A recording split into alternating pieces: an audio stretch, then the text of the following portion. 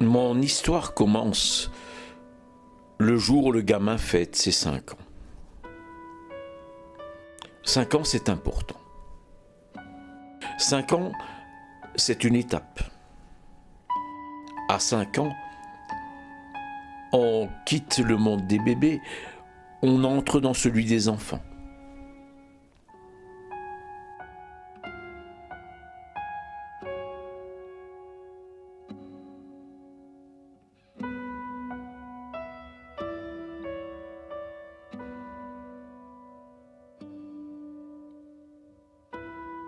Et le père qui est armateur, est conscient de l'importance de cet événement.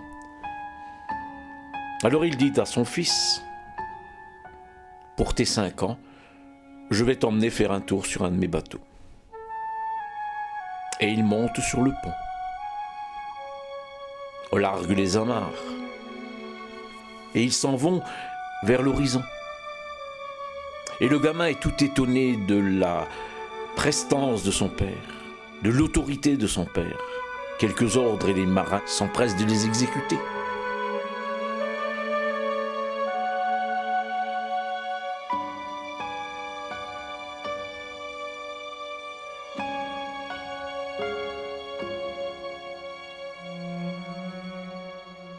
Il vogue vers l'horizon quand soudain le gamin tend son doigt.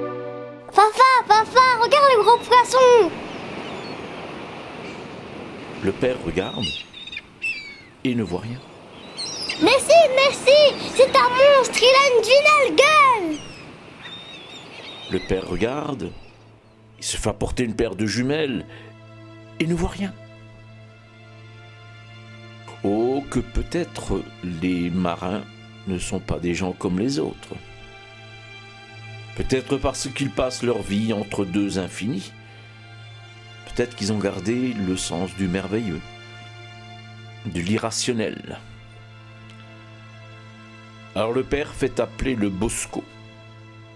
Vous savez, le bosco, c'est le marin le plus vieux, celui qui a le plus d'expérience, celui qui a fait le tour du monde plusieurs fois, celui à qui on ne l'a fait plus. Le bosco, c'est le sage. Capitaine, si tu m'obliges à parler, je vais te dire des choses terribles. Parle. Ton fils n'a pas la berlue. Ton fils a vu le monstre, celui que nous appelons le K. C'est une créature horrible qui a une particularité. Elle ne peut être vue que par ceux qu'elle va dévorer. Ton fils a vu le K. Un jour, ton fils sera dévoré par le K. Alors le père prend peur. Il envoie son fils en Suisse, loin de toute mer.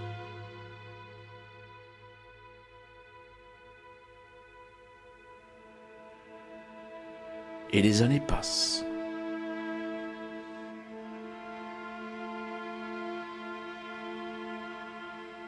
Les années passent.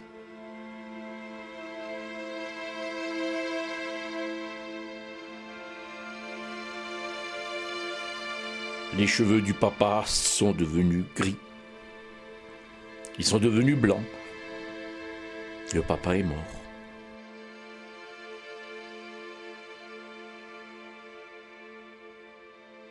Et le gamin revient dans son village natal.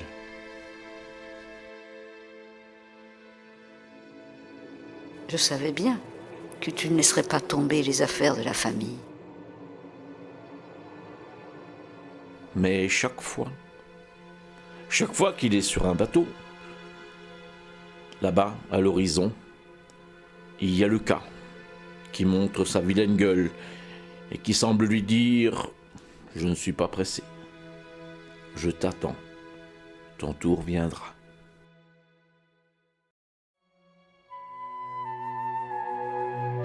Et à son tour, le gamin a eu des cheveux gris. Et un jour, n'en tenant plus, il réunit son équipage. Vous le savez bien. Je suis seul maître à bord après Dieu.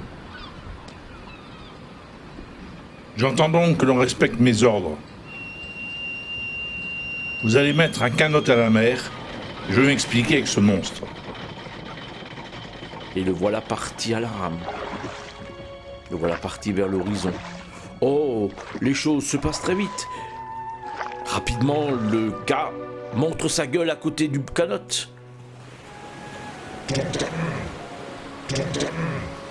Et le vieillard, sachant les choses inéluctables, tend une main tremblante. Voilà, ça fait 50 ans que je te cours après. Ça fait 50 ans que Neptune, le dieu de la mer, m'a chargé de te remettre un présent. Et il dépose dans la main tremblante une poignée de diamants.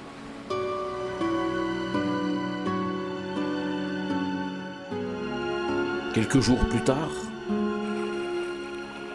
sur le rivage, des promeneurs trouvent une barque échouée. Dans cette barque, il y a un vieillard mort de faim ou mort de soif. Mais ce qui intrigue, c'est que le vieillard a une main fermée, un poing fermé. Alors on se dit que dans cette main doit y avoir un secret, peut-être un trésor. Alors on casse les os. On ouvre la main et l'on trouve une poignée de sable.